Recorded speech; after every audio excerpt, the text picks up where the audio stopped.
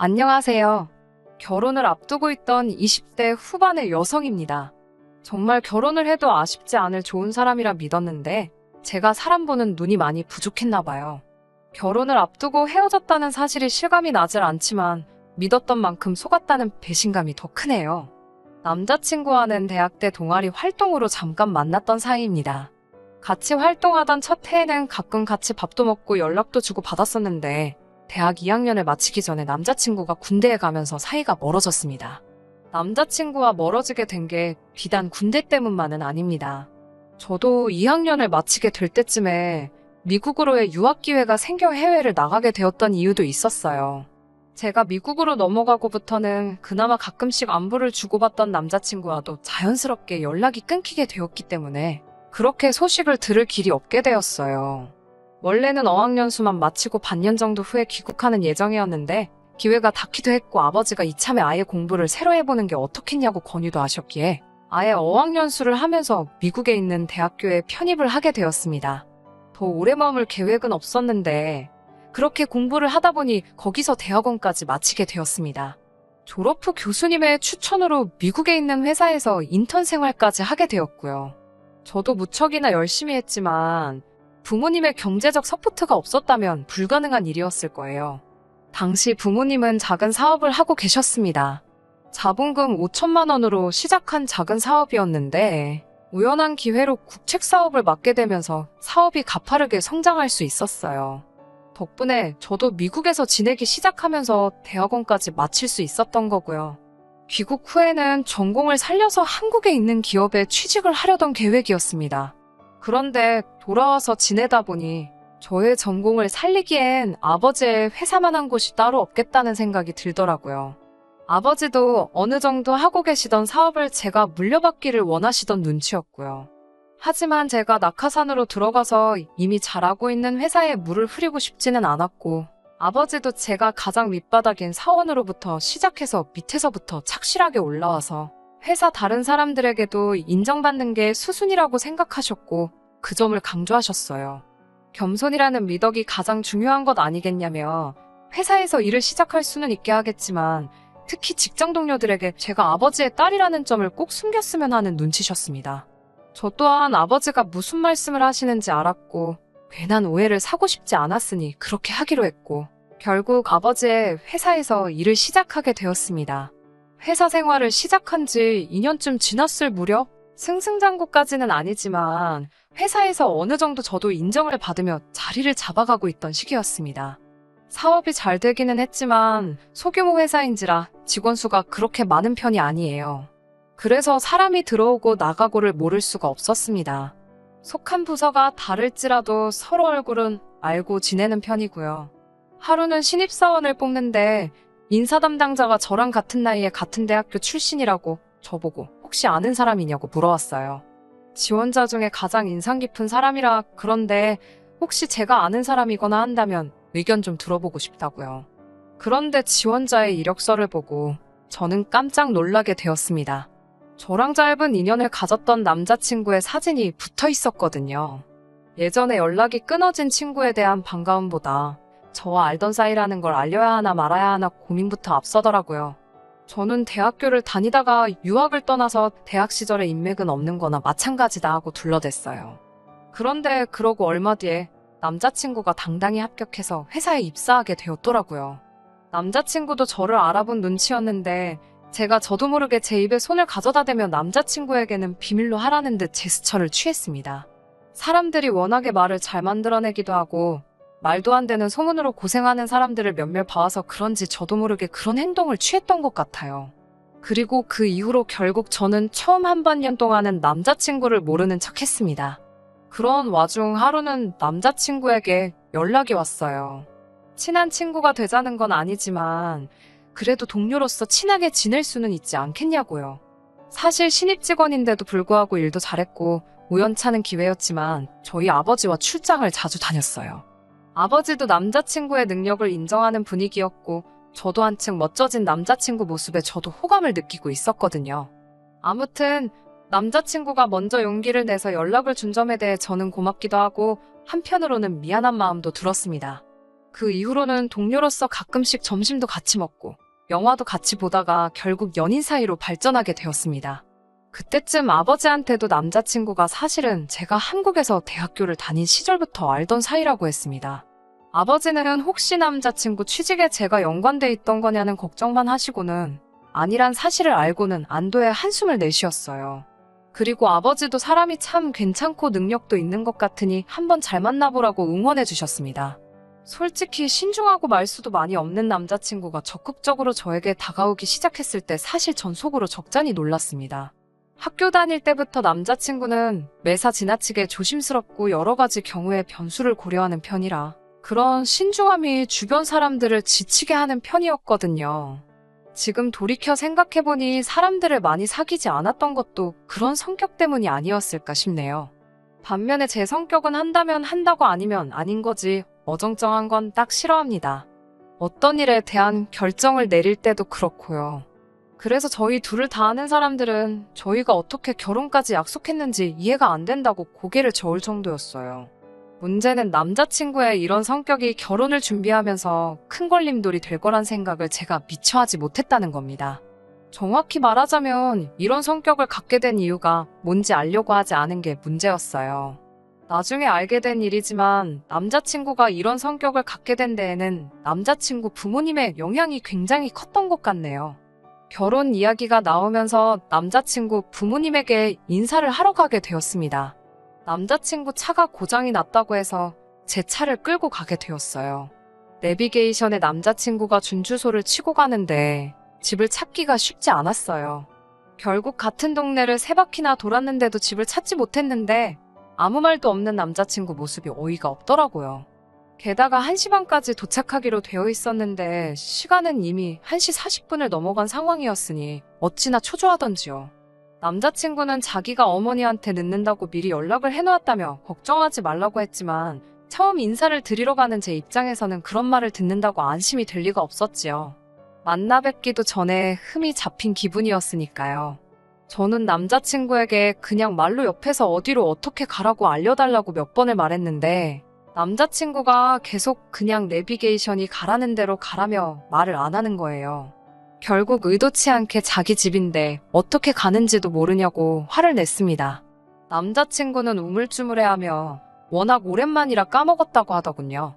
원래 자기가 방향치에 길을 잘못 외운다고 설명을 하는데 분명히 지지난주 주말에도 부모님 뵈러 간다고 했던 사람이 2주 만에 그것도 다른 사람도 아닌 자기 부모님 집에 가는 길을 까먹었다는 게 전혀 납득이 되지 않는 변명이었습니다.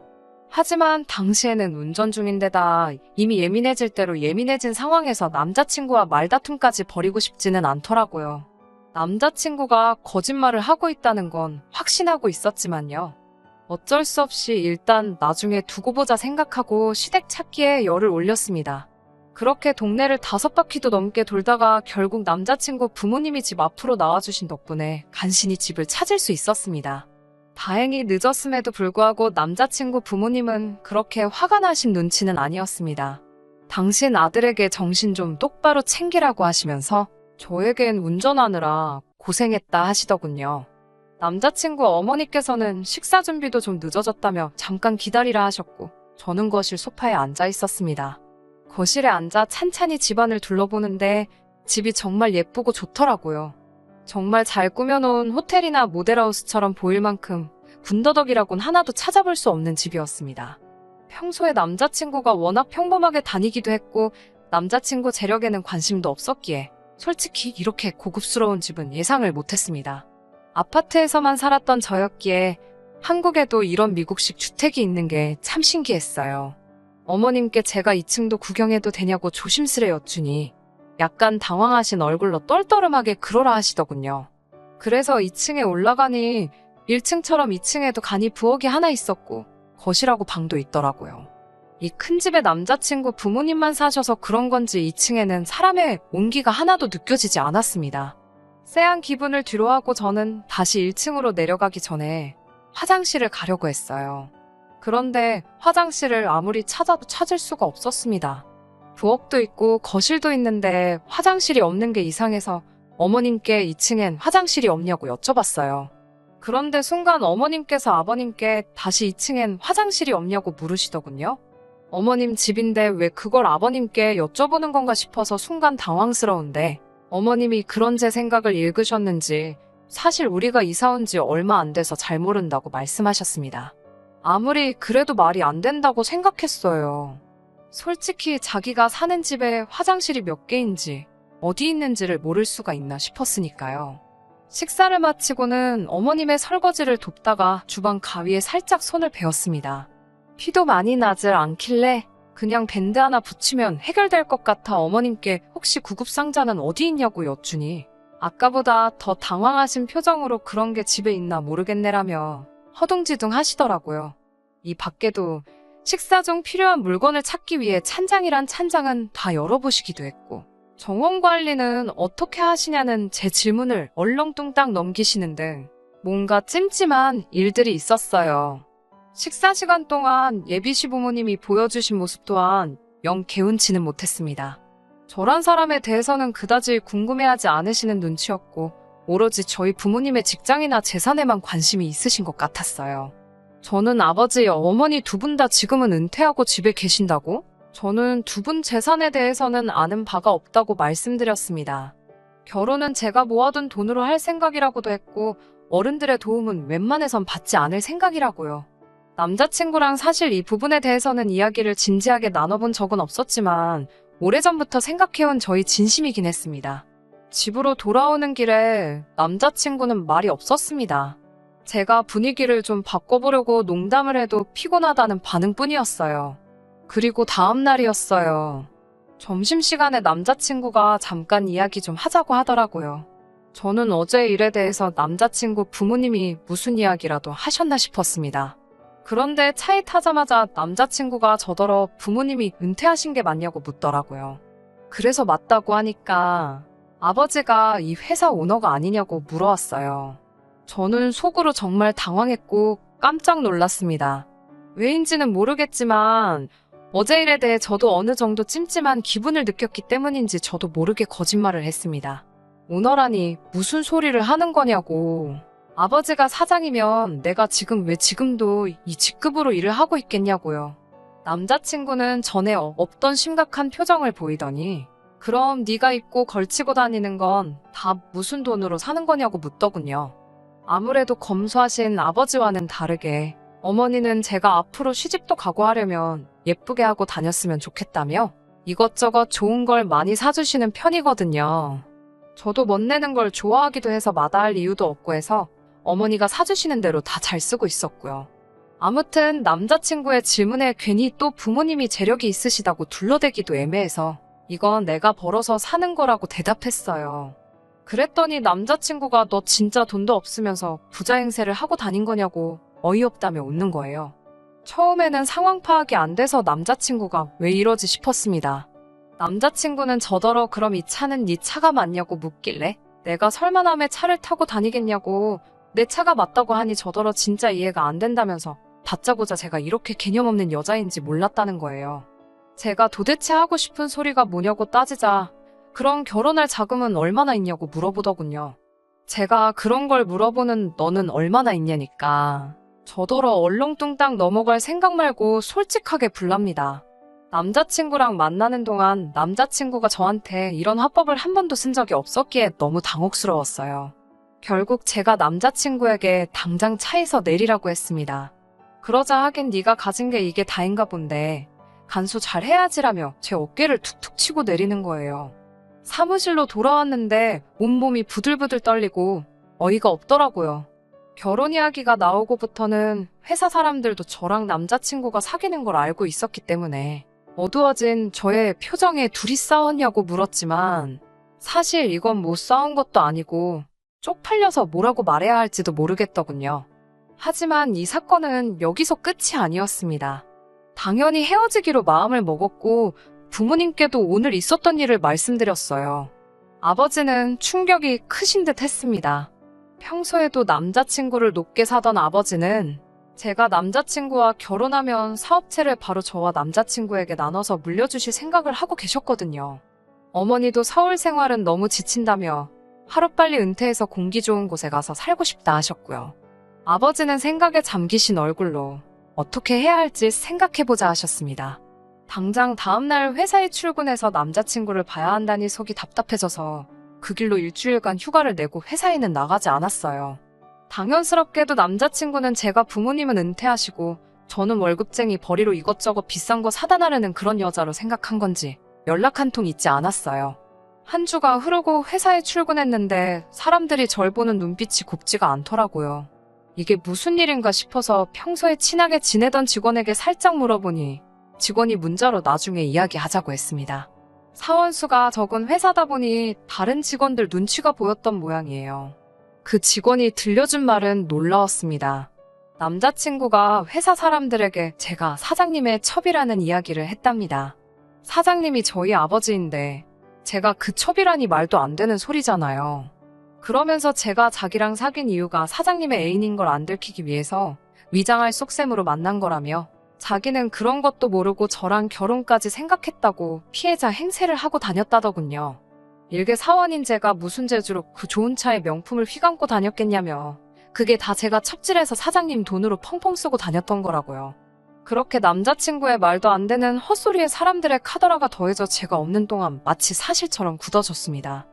생각해보면 제가 회사에 처음 들어왔을 때도 사실 채용 계획이 따로 없던 차에 제가 뜬금없이 신입사원으로 들어온 거기도 했고 바로 어제까지 갑작스럽게 말도 없이 휴가를 내고 회사에 안 나왔으니 사람들은 제가 뭔가 진정으로 구린 게 있어서 못 나온다고 생각했던 거고요. 결국 이 소문은 순식간에 퍼져서 아버지 귀에도 들어가게 되었어요. 결국 아버지는 당신의 계획보다 이르게 저를 사장 자리에 앉히셨습니다. 이례적인 파격승진에 다시 당연히 말이 나오기 시작했고 아버지는 회사 메일을 통해 제가 아버지의 친딸이고 회사 전반적인 업무를 가르치기 위해서 그리고 다른 직원들과의 불화도 줄이기 위해서 여태껏 그 사실을 숨겼다고 이 과정에서 불편함을 느낀 직원이 있다면 유감이라고 적으셨더군요. 그리고는 이와 별개로 저와 아버지에 대한 유언비어를 만들어 퍼뜨린 직원과 그에 동조한 직원은 명예훼손으로 고소를 진행할 예정이니 아는 바가 있는 사람들은 협조해달라고 덧붙이셨습니다. 아버지가 저렇게 강경하게 나가신 이유는 남자친구가 그때라도 자기 잘못을 뉘우치고 아버지와 저에 대한 이상한 소문을 퍼뜨린 걸 사과하면 눈 감아주실 생각이 있으셨던 거였어요. 그런데 그 소문을 직접 사과해야 할 남자친구는 따로 저에게 연락 한 통 없었고 그제서야 상황 파악이 된 직원들 몇몇만이 저에게 찾아와 진심으로 미안하다며 사과를 하더라고요. 그러면서 자기들이 도울 수 있는 게 있다면 뭐든지 돕겠다고요. 명예훼손만 문제가 아니라 자기들 직장이 달린 문제니 더 절박해 보였습니다. 저는 만약의 경우 누가 이 소문을 시작한 건지만 증언해달라고 부탁했습니다. 그리고 아니나 다를까 모든 사람이 제 남자친구를 지목하더군요. 한때는 사랑했던 사람이고 결혼까지 약속한 사람이 갑자기 왜 나한테 이렇게까지 상처를 주는 건지 이해할 수가 없었습니다. 그리고 얼마 지나지 않아서 남자친구에게도 연락이 왔습니다. 남자친구는 저에게 이 모든 일이 저 때문이라며 처음부터 자기를 왜 속였냐고 하더군요. 그러면서 이제라도 자기가 진실을 알았으니 다시 예전으로 돌아가자입니다. 소문에 대한 사과를 할 줄 알았더니 헛소리를 시전하러 나온 거더군요. 마치 자기가 다시 저를 받아주겠다고 말하는 게 참 어이가 없었어요. 남자친구는 저보고 왜 자기한테까지 그 사실을 숨겼느냐고 재차 따지듯이 물었습니다. 자기 예상이 맞지 않았느냐며 자기는 이미 제가 아버지와 연관돼 있는 사람이란 걸 알고 있었다고요. 결혼 이야기가 나올 때쯤 집안 형편 차이로 결혼이 성사되지 않을까 싶어서 남자친구 부모님이 살고 계신다던 그 저택 같은 집도 빌렸다는 사실을 말하더라고요. 자기가 그만큼 저에게 공을 들였다고요. 그 자리에서도 끝까지 거짓말을 한 저에게 오히려 손해배상 청구를 했어야 한다며? 어차피 결혼할 사이에 그렇게까지 하겠냐며 자기가 저희 거짓말을 눈 감아주겠다는 듯이 뻔뻔하게 나오더라고요. 너무 화가 나서 제 앞에 놓여있던 커피잔을 남자친구에게 당장이라도 던져버리고 싶었지만 저 비열한 인간에게 어떠한 구실도 주고 싶지 않았기에 꾹 눌러 참았습니다. 남자친구에게 구질구질하게 굴지 말라고 너야말로 호화저택까지 빌려가며 나를 속인 게 아니냐고 너야말로 사기꾼이지 않냐고 한마디 했습니다. 내일 회사 출근하는 대로 너는 명예훼손 및 업무방해로 해고할 거라고 했습니다. 이 어깨가 얼마나 좁은지 너도 알지 않냐며 인생 그렇게 살지 말라고 또 한마디 해줬고요. 그제서야 남자친구는 이게 다 저랑 저희 아버지 때문이랍니다. 아버지와 같이 떠난 출장지에서 우연히 저희 아버지 핸드폰을 보게 되었답니다. 아버지는 저랑 같이 찍은 사진을 핸드폰 바탕화면에 해두셨기에 제가 당연히 사장님의 딸이라고 생각했고 그래서 제 비위까지 맞춰가며 사귀게 된 건데 정작 저는 아니라고 하니까 딸이 아니라면 제가 아버지의 첩이라는 확신이 들었다고 합니다. 그리고 배신감에 치가 떨렸다는 거예요. 왜 솔직하게 묻지 않았냐고 하니까 요즘 젊은 여자들이 좋은 차에 명품 휘감고 다니면 부잣집 딸이거나 지저분하거나 둘 중 하나 아니겠냐며 저한테 사실을 물어볼 필요도 못 느꼈다나요.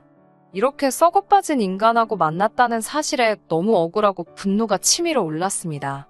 저는 결국 남자친구와 파혼했고 명예훼손으로 남자친구를 고소했습니다. 저뿐만 아니라 저희 아버지도 남자친구를 명예훼손으로 고소했고 나아가 회사의 입장에서도 남자친구를 같은 이유로 고소했어요. 어떻게 저를 속여서 저랑 결혼해서 회사까지 손에 넣으려고 했는데 남자친구는 당장의 합의금만으로도 몇 천이라는 돈이 빠져나가게 생긴 꼴이었죠. 그제서야 남자친구는 상황 파악이 된 건지 저를 다시 받아주겠다는 헛소리가 아니라 제 앞에 찾아와 손이발이 되도록 싹싹 빌기 시작했어요. 당연한 말이지만 합의는 없었습니다. 소문이야 오해가 이미 다 풀린 상황에 넘어갈 수 있는 일이었지만 호화자태까지 빌려가며 저에게 자기 집이 마치 잘 사는 입인 척 거짓말을 했다는 사실이 너무 악질적이라는 생각이 들었어요. 저도 모든 사실을 숨겼다는 점에 잘한 거 하나 없다는 거 알고 있습니다. 하지만 남자친구가 저의 배경이 아니라 저를 사랑했던 거라 믿었고 모든 것을 알게 된 지금 남자친구는 뭣도 아닌 저를 사랑한 게 아니고 오직 저를 얻음으로써 자기에게 떨어질 콩고물만을 노리고 있던 사기꾼이 분명했으니까요. 그리고 당연히 그 죗값을 치러야 한다고 생각합니다. 회사 내에서 오해는 풀렸지만 저도 직원들을 속여왔다는 죄책감에 회사를 나오기로 결심했습니다. 아버지가 이뤄놓은 성공의 숟가락을 올리는 게 아니라 제가 여태껏 배워온 것과 경험을 살려서 직접 제 사업체를 차리기로 했어요. 아버지는 처음에는 왜 편한 길이 있는데 힘든 길로 가려는 거냐며 반대하셨지만 저의 생각을 듣고는 저를 인정해 주시고 제 뜻을 따라주기로 하셨어요. 저도 이제 다른 사람을 속이지 않고 제 스스로 인정받는 사람이 되기 위해 여태 하던 것보다 훨씬 더 많이 노력을 해야겠습니다. 끝까지 들어주셔서 감사합니다.